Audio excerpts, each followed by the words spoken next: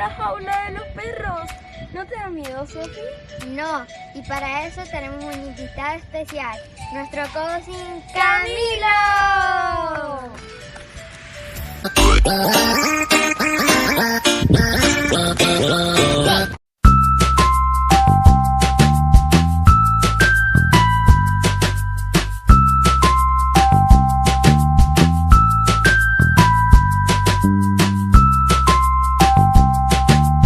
Y estamos en la casa de Mateo y Everest. Son Golden Retriever y tienen una característica muy especial.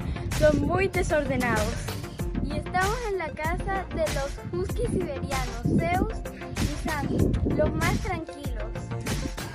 Y ahora estoy en la casa de Celeste, Mía y Jefazo. Son los perros más grandes y son los que nos cuidan en la noche.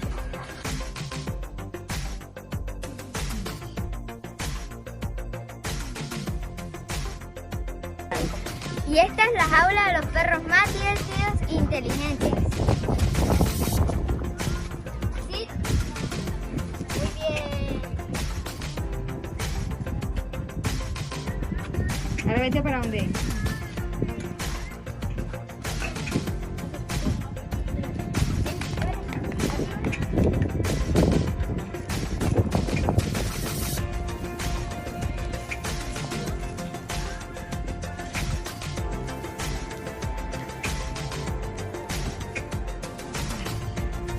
Y aquí me encuentro en la casa de los Huskies.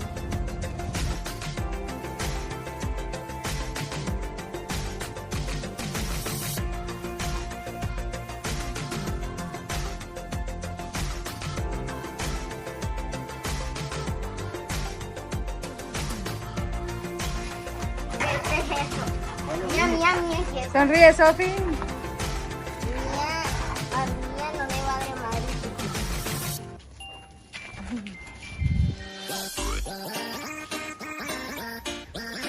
Sofi, ponlo que mire para acá, Sofi. Ponla que mire para acá, Celeste. Celeste.